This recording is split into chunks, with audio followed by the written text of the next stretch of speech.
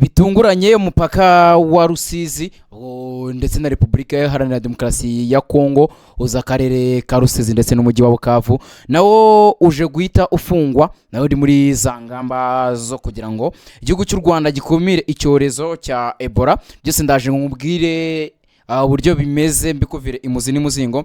Akubwira ko Leta Zunze Ubumwe za Amerika yamaze kuba iburira abaturage bayo bari mu gihugu cy'u Rwanda ko hari ibice batagomba kujyamo byagaragayemo icyorezo cya Ebola. Ese Ebola yabageze mu Rwanda? Byose ndaje ngo mbikubwire.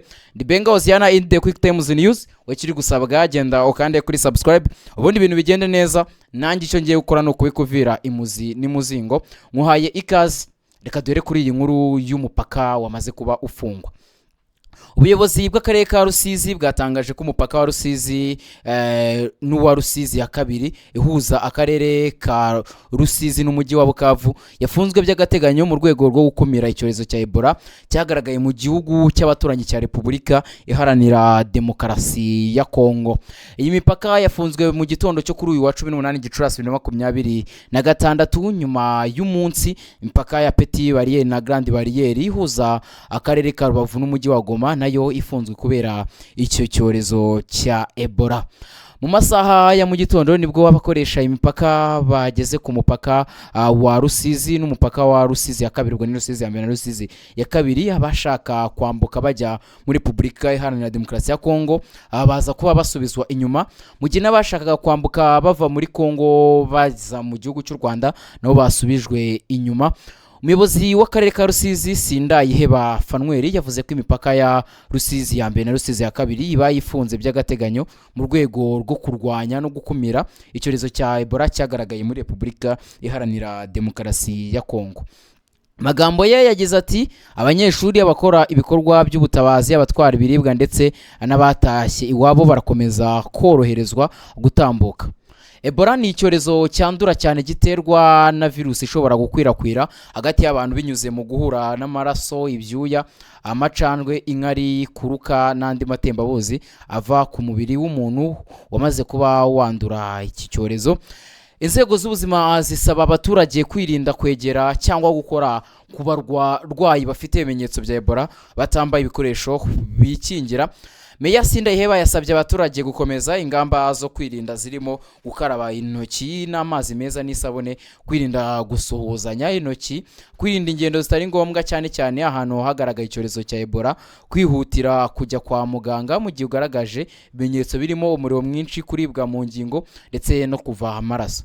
Virusi ya Ebola izwi nka bundi buryo virusi yabonetse bwa mbere muri Uganda mwaka wa 2007 na 2008 yandura abantu barenga 149 yica 37. Muri 2012 yagaragaye muri Repubulika Iharanira Demokarasi ya Kongo mu gace ka Isiro yandura abantu 57 yica 29 muri bo. Ari murabyumva ingamba zo kwirinda iki cyorezo zikomeje gukazwa hano ku butaka bw'u Rwanda.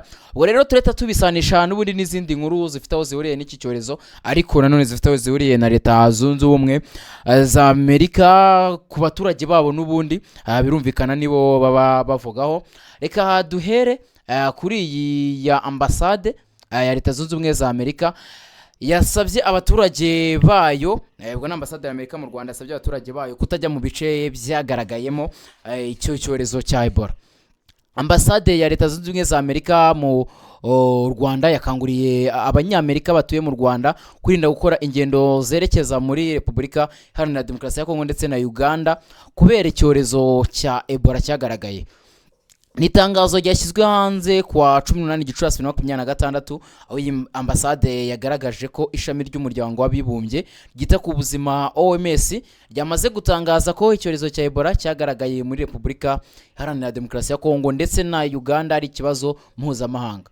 Kubw'izo mpamvu abanyamerika bari mu Rwanda basabwe kwirinda ingendo zitari ngombwa muri ibyo bice no kwirinda ingendo izo zose zijya mu ntara ya Ituri muri Repubulika Iharanira Demokarasi ya Kongo kuko ariho iki cyorezo kibasiye abantu cyane. Mu itangazo bashyize bagize ati guverinoma ya Amerika nta buryo buhagije ifite bwo kohereza ubutabazi bw'ibanze nimujye muri kara gace ku mpamvu iyo ari yo yose. Isebye kandi abantu bafite ibimenyetso nk'ibya malariya kugana ibitaro bibegereye bagakurikiranwa kuko Ebola ishobora kugira ibimenyetso bijya gusa n'iby'indwara ya malariya. Kwa 24 Mata 2026 nibwo muri Repubulika Iharanira Demokarasi ya Kongo hagaragaye umuntu wa mbere wanduye Ebola. Kwa 17 Gicurasi 2026 mujyi wa Goma wo mu burasirazuba bwa Repubulika Iharanira Demokarasi ya Kongo ndetse uhana imbibi n'igihugu cy'u Rwanda wagaragayemo umurwayi wa Ebola.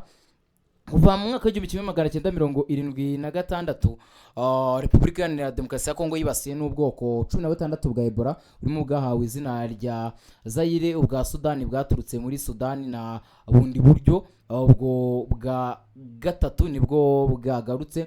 OMS igaragaza ko muri rusange Ebola yica 50% by'abanduye.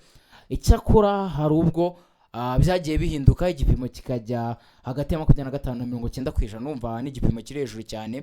Isobanura nubwo yica byihuse iyo ibonetse kare ubuzima bw'umurwayi bushobora gutabarwa, ariko nanone nitwirengagize ko nubwo ushobora gutabarwa ubu bwoko bushya bwo nta muti nta n'urukingo bufite ku buryo bwemewe.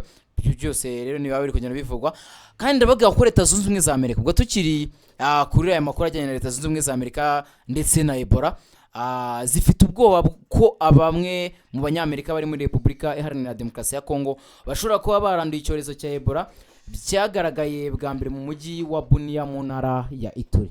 Mu kiganiro n'itangazamakuru cyabaye kwa 17 Gicurasi umuyobozi mu kigo cya Amerika gishinzwe gukumira kurwanya indwara CDC ushinzwe gukurikirana ubwandu bwa Ebola Dr. Satish Pillay yabajijwe niba hari abanyamerika banduye ariko yirinze kugira icyo abitangazaho ku buryo bweruye. Umunyamakuru wa State News ushinzwe gukurikirana amakuru y'indwara zandura Helen Branswell yabwiye Dr. Pillay ko bivugwa ko hari abanyamerika bashobora kuba baranduye. Amubaza niba ashobora gucyurwa bashobora gucyurwa bakajyanwa aho bakurikiranwa byoroshye. Bwo ishaka kumubaza nimba bari muri Repubulika Iharanira Demokarasi ya Kongo bashobora gucyurwa bakajyanwa muri Leta Zunze Ubumwe za Amerika.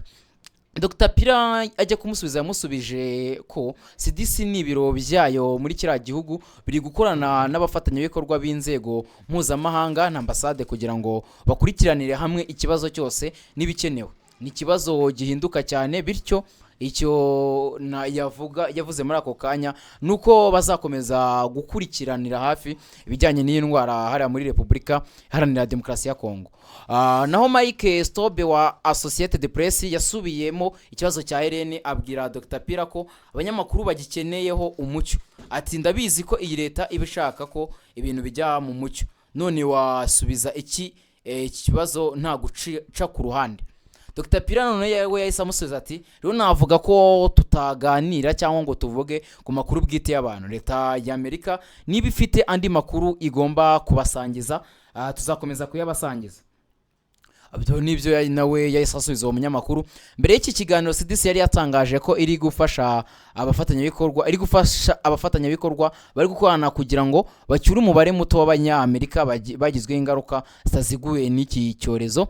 Ikinyamakuru The Washington Post cyatangaje ko abanyamerika barimo umuryango udaharanira inyungu wakoraga muri Ituri nawo uri mu bashobora gutaha. Kwa 17 Gicurasi 2026 State News yatangaje ko abayobozi batashatse ko amazina yabo amenyekana bagihamije ko Amerika ikeka ko ari abanyamerika bashobora kuba baranduye kandi iri gushaka ko abavana muri Repubulika Iharanira Demokarasi ya Kongo. Byose n'amakuru ajyanye n'iki cyorezo kimaze kuba gihangayikisha isi, uko isi yose irahangayitse kubera iki cyorezo cyabonetse hariya muri Repubulika Iharanira Demokarasi ya Kongo, by'umwihariko ikaba gihangayikishije hariya muri Ituri. Ubwo akaba ari nayo mpamvu no mu Rwanda naho hari gufatwa ingamba nyinshi, harimo no kuba hafungwa imipaka. Hari imipaka ibiri ya Rubavu, ubwo navuga Petite Barriere ndetse na Grande Barriere, hakaza kuba imipaka ibiri yari mu karere ka Rusizi, bo ni Rusizi ya mbere ndetse na Rusizi ya kabiri. Iyo yose ni imipaka yaje kuba ifungwa. Byose rero turakomeza kugenda tubakurikiranira amakuru ya Ebola uko bigenda byifata hirya no hino hano muri Repubulika Iharanira Demokarasi ya Kongo, ariko tubisanisha n'ubundi na hano mu Rwanda. The Benga Oziana in the Quick Times News. We kiri gusabwa no kujya hasi hari subscribe ugakandaho ubundi tugakomeza kubana ubundi bintu bikagenda neza. Ndagira ngo nkwibutse ko The Quick Times News tugukunda cyane kandi duhari kubera wowe kugira ngo tujye tukugezaho amakuru meza kandi yizewe kandi uyabonere ku gihe. Agataho gahunda za The Quick Times News komeze zibanogere.